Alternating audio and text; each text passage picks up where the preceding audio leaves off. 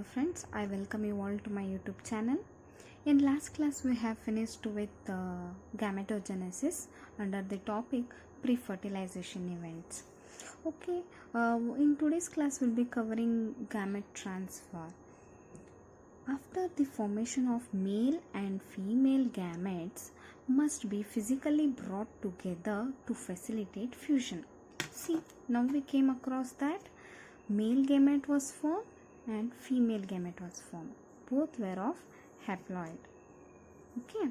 After meiosis, what gametes we get? They will always be haploid naturally. So there are some exceptional cases also. In future classes, we will be studying those exceptions. So these both gametes should be brought so close together that they can facilitate fusion to form a zygote. Okay. In majority of organism, male gamete is motile and female gamete is stationary. It means female gamete can't move from one place to another place in majority of the plants. Okay. In some plants such as algae and all, both male is also motile and female is also motile. Motile means movement. Okay, here what happens, female can't move from one place to another place, so it is stationary. Female gamete in majority of the plant remains stationary, whereas male gamete will be motile in nature. Exceptions are in few fungi and algae in which both gametes are motile. Okay, there is a need for medium through which the male gametes move. In several simple plants like algae, bryophytes, pteridophytes, water is the medium through which this gamete transfer takes place. See now male is motile in nature. Okay, for that motility it need a medium called water, so that through the flow of water the male gamete moves along the water, and when it reaches the female gamete it starts to fuse with that gamete. In this fashion the motility of the male gamete is seen. A large number of male gametes however fail to reach the female gametes. See, large number. If a female gamete is at this place, if the water flow is this way, in all direction water flows, okay, or water current is too fast, water current is too slow, it can't, the water current, it solely can't depend on water itself. Okay, so by chance when few of the gametes comes in contact with the female gamete, the fertilization is enhanced. Okay, so large number of male gametes are released at this time. So that alone, to compensate this loss of male gametes during transport, the number of male gametes produced is several thousand times the number of female gametes produced. Okay, the number of male gametes is 1,000 times greater than female gamete. For example, if female gamete is 1, male gamete will be in counts of thousands, 1,000, 2,000 and all. Okay. Next, in seed plants, pollen grains are carriers of male gametes and ovule have the egg. The pollen grains produced in anther therefore have to, telling is, the male stamen is going to carry the male gametes called pollen grains. Okay, and female pistil is going to carry the female gamete called ovule, and within a ovary, this is a ovary where ovules are present. Okay, so now this male gamete pollen grain should be transferred to the surface of the stigma. When this pollen grain is going to be transferred to the stigma, it keeps on germinating and finally reaches one ovule and fertilizes that one ovule. Okay, and another pollen grain is again, large number of pollen grains are going to germinate on the stigmas. Okay, when large number of pollen grains are going to be germinated, but only one pollen grain can fertilize one ovule or one egg within that ovule. Okay, so the number of ovules comparatively to the male gamete are lesser in number. So they are telling um, to be transferred to the stigma before it can lead to fertilization. In bisexual self-fertilizing plants, example peas, transfer of pollen grains to stigma is relatively easy as anthers and stigma are located close to each other. It means, see, they are telling bisexual. In case of bisexual flower, what happens? It is having both anther as well as carpel. They are very close to each other. Okay, when they are close to each other, or the flower when it is going to bear both the sex organs such as anther as well as carpel, so the chance of self fertilization is increased, so that the pollen grain of this anther is going to fertilize this ovule ovule of this carpel. In this fashion, they are telling it is relatively easy as they are located to each other. The pollen grains soon after they are shed come in contact with stigma. I told you pollen grains when they are shed means when this anther wall is going to burst open from this pore, they are going to be released. For that they are going to tell it as shed, and they are going to come in contact with stigma which is located close to each other. Pollen grains soon after they are shed come in contact with stigma, but in case of cross pollinating plants including dioecious plants, a specialized event called pollination facilitates the transfer of pollen grains to stigma. Pollen grains germinate on the stigma, and the pollen tubes carrying the male gametes reach the ovule and discharge male gametes near the egg. It means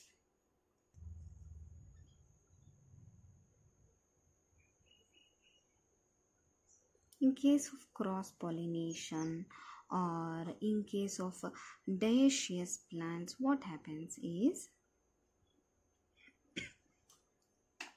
the plant which is going to bear the flower are unisexual. See, either in case of maize, what you are going to see, male inflorescence is on the separate branch and female inflorescence is on the separate branch. Okay,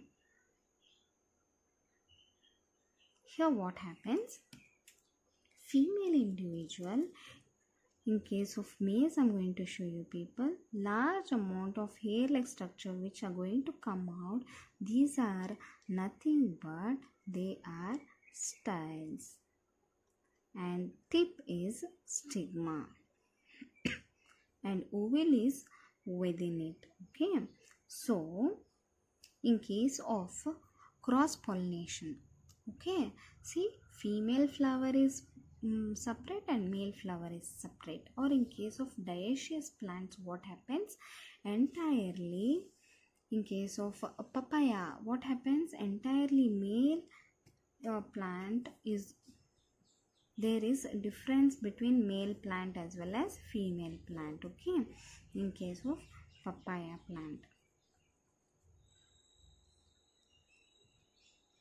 So in case of dioecious plant, what happens there, male plant is going to bear male flowers and female plant is going to bear female flowers. Okay, in such condition what happens, there should be some agent to bring the pollen from one plant to another plant, and it has to reach the flower and finally it has to reach the stigma. Here also the same thing, the pollen should bring should be brought from male flower to the female flower. They are telling this thing here. Okay, so the agent which is going to carry out are going to differ. It might be wind, insect, bird. Through those agents the pollen grains are brought to the female gametes or the female flowers. So next, in dioecious animal, since male and female gametes are formed in different individuals, the organism must evolve a special mechanism for gamete transfer. Successful transfer and coming together of gametes is essential for the most critical event in sexual reproduction and fertilization. Even in case of animals, majority of the animals are unisexual. Okay, they are going to bear only one gamete. So those animals should be having some special features so that the gamete can fuse between them and lead to the fertilization. Now we have finished with the concept called pre-fertilization event. Now we are entering into the next concept, fertilization. Fertilization, the most vital event of sexual reproduction, is perhaps the fusion of gametes. Gametes should fuse in sexual mode of reproduction. Okay, this process is called as syngamy. Results in the formation of diploid zygote. The term fertilization is also often used for this process. The terms syngamy and fertilization are frequently used, though interchangeable. Okay. Here what happens? There is fusion of male and female gametes. The process of fusion of male and female gamete, we are telling it as an syngamy. Okay, it comes and it fuses. This process we are telling it as a syngamy,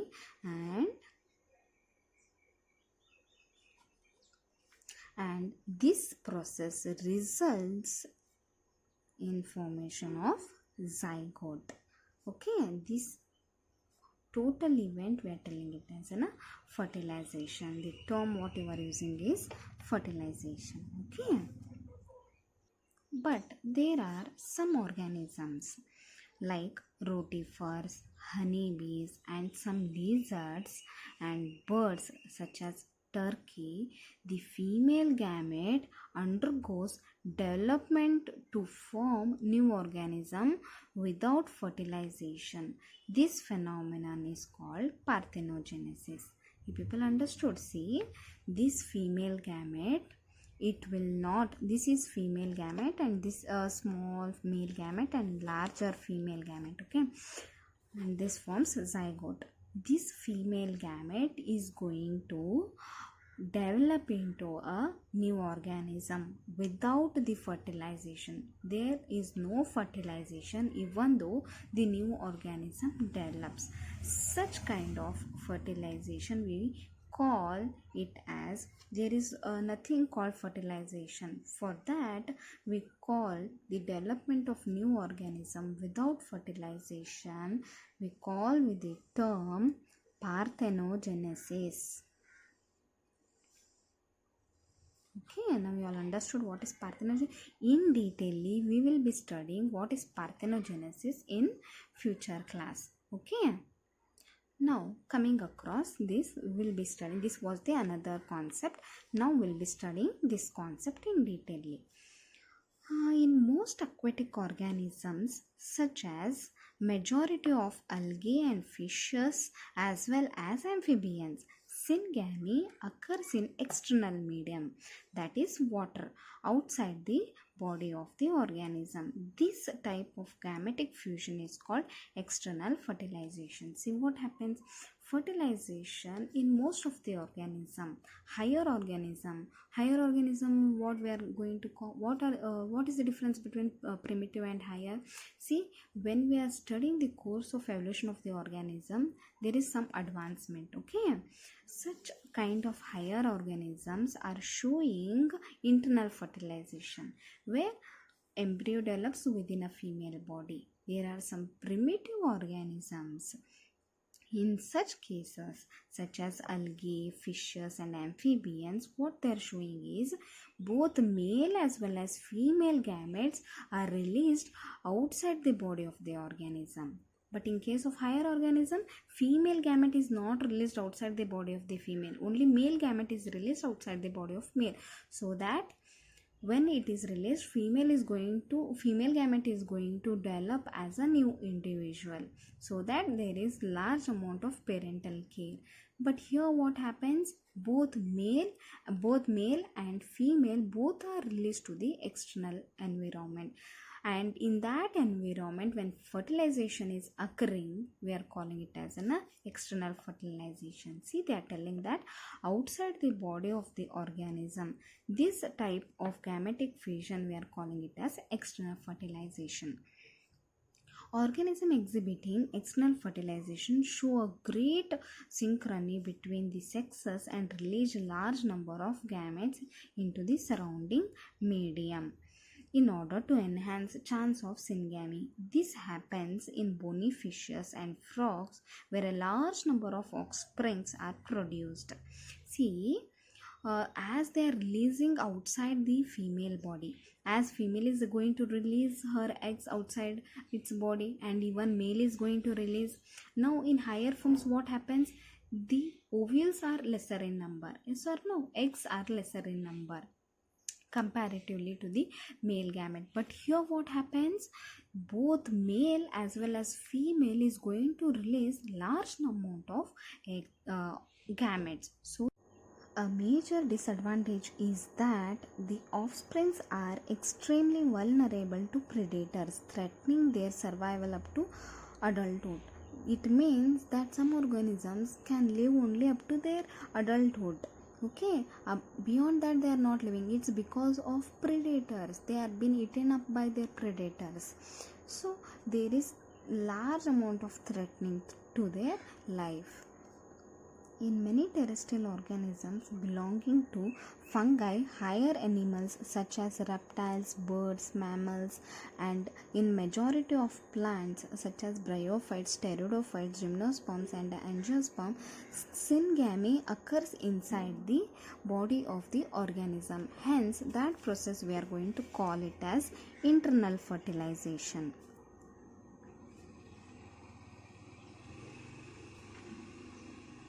Now you all understood the difference between external fertilization and internal fertilization. Okay, external fertilization is seen in majority of the organisms such as fungi, reptiles and all, where internal fertilization means fertilization within the female body. External means it is outside the female body. Okay. In all these organisms, egg is formed inside the female body where they fuse with male gamete. Okay. In organisms exhibiting internal fertilization, the male gamete is motile and has to reach the egg in order to fuse with it. See, they are telling that male in case of internal fertilization remains motile. Motile means I told you. Okay, a male is going to move from one place to another place, but female remains stationary in case of internal fertilization. And they both should fuse. Okay, in this, even though the number of sperm produced is very large, there is a significant reduction in number of egg produced. Why? Because there is large amount of chance of fertilization.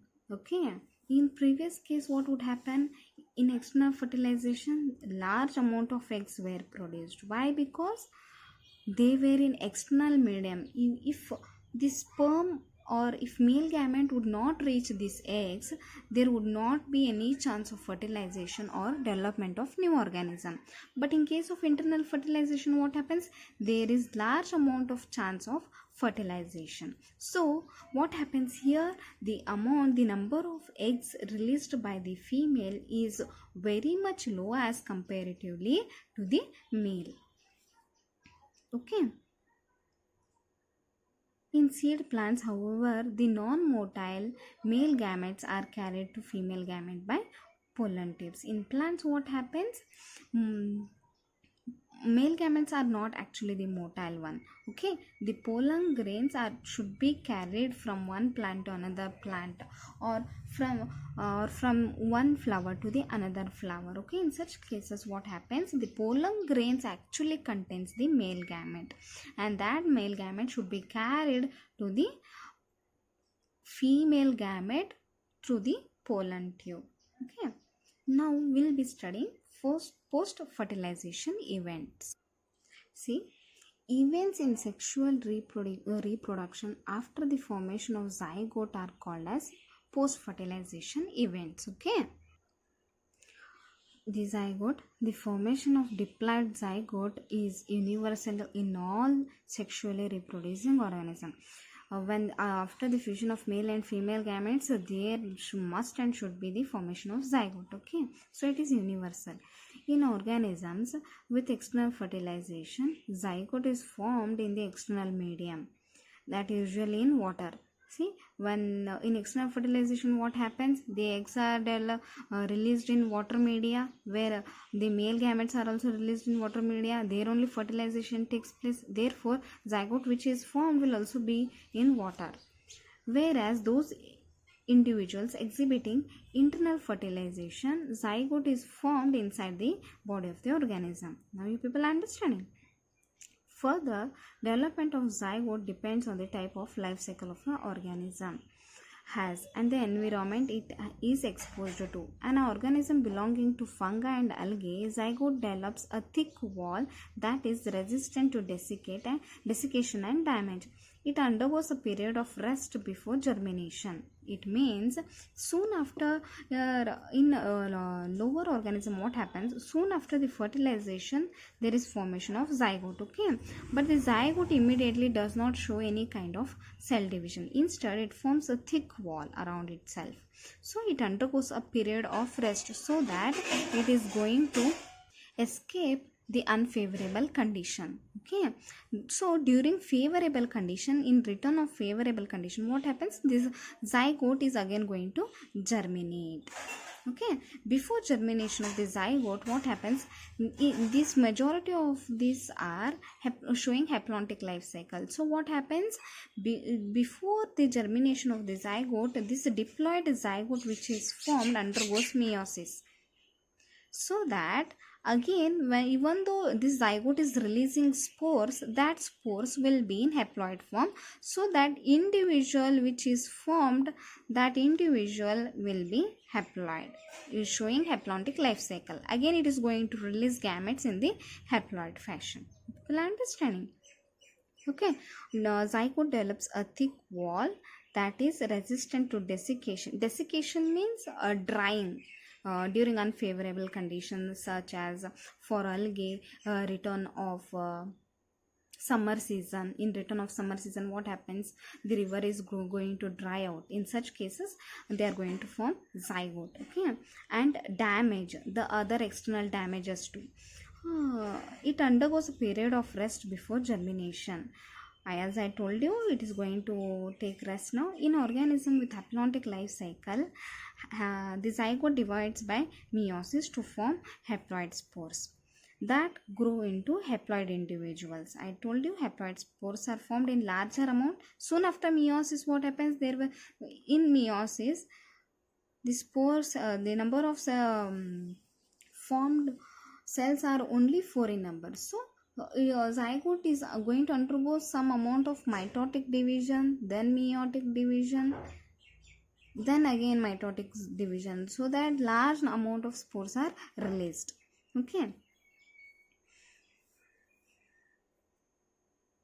zygote is the vital link that ensures continuity of the species between organism of one generation to the next. Several sexually reproducing organisms, including human beings, begin life as a single cell zygote. See, so we are so complex. Okay, we are having such a trillion million number of cells. Okay, but we all have developed from only a single cell, that is called as zygote, to such a complex form. Next we'll be studying embryogenesis. Now what we have studied, that now how the zygote is formed. Okay, how the zygote is going to undergo rest in primitive form. In higher forms, zygote soon after formation it keeps on dividing. Okay, embryogenesis refers to the process of development of embryo. Embryogenesis means development of embryo from zygote. Okay, this zygote, how it is going to form embryo, for that we are going to call it as embryogenesis. During embryogenesis, zygote undergoes cell division, mitosis and cell differentiation. Okay, see, one cell is going to divide and it is going to form two cell, then four, then these two cells are going to divide four. So the large number of cell division is going to take place and large number of cells are formed. Therefore, such kind of division of the cell will increase the number of cells. Okay, while cell division increases the number of cells in developing embryo, cell differentiation helps groups of cells to undergo certain modification to form specialized tissue and organs to form an organism. You have studied about the process of cell division and differentiation in previous class. Animals are categorized into oviparous and viviparous based on whether the development of zygote takes place outside the body of the female parent or inside, whether they lay fertilized or unfertilized egg or give birth to young ones. Okay, here in case of oviparous animals like reptiles and birds, the fertilized egg is covered by a hard calcareous shell or laid in safe place in the environment. Okay. After laying egg in safe place, still the individual has to develop there. So after a period of incubation, young ones hatch out. So what happens here? The female is going to lay egg, okay, before the development of the new organism. So in that egg, the new organism is going to be developed. So there is a period of incubation from the parent. Parent is going to incubate those egg. After the period of incubation, the new individual is going to hatch out. But in other hand, we are having viviparous, where an organism is directly giving out to the young one. Here what happens in viviparous animals, majority of the mammals and human beings, the zygote develops into a young one inside the body of the female organism. There is no any such kind of development outside the body of female organism. Okay, inside only the whole organism is going to develop fully. After attaining the certain stage of growth, the young ones are delivered out of the body of the female organism because the proper embryonic care and protection. See, as we are coming for higher organism, there is care and protection is being shown by the parental organism to their younger ones. We can see in case of human beings in the higher forms. The chance of survival of young ones is greater in viviparous organisms. So what happens? This makes an organism to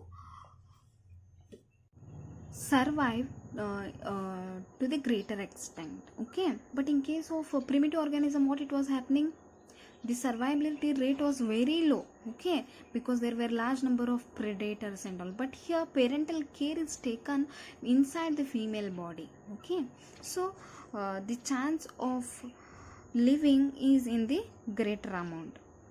In flowering plants, the zygote is formed inside the ovule. Inside the ovule, zygote is formed. After fertilization, sepals, petals and stamens of the flower wither out and fall off. Okay. The zygote develops into an embryo and ovules develop into a seed. And the ovary develops into a fruit, which develops a thick wall called pericarp that is protective in function. After dispersal, seed germinate and under favorable conditions to produce new plants. See what happens in case of a flowering plant also, there is a kind of parental kind such thing. Here what happens, there is a ovary and there is a ovule, and within the ovule there are egg. Okay, what happens here? See, this ovary is going to develop into a fruit ovary, and we are going to call the wall of fruit as a pericarp. People understand? And these ovules are going to develop into a seeds. Now you people are getting? For ovary, after fertilization or after fully development of a fruit, we are going to call it as a fruit. Ovary, we are going to call it as a fruit. Fertilized ovules, we are going to call them as a seed. And within seed, we told earlier as egg. And this as ovule. And this as ovary. Right? And ovary developed into fruit. Ovule developed into seed. And egg is developed into zygote or embryo. In this fashion, the developmental process is in detail we will be studying in next chapter. Thank you, friends.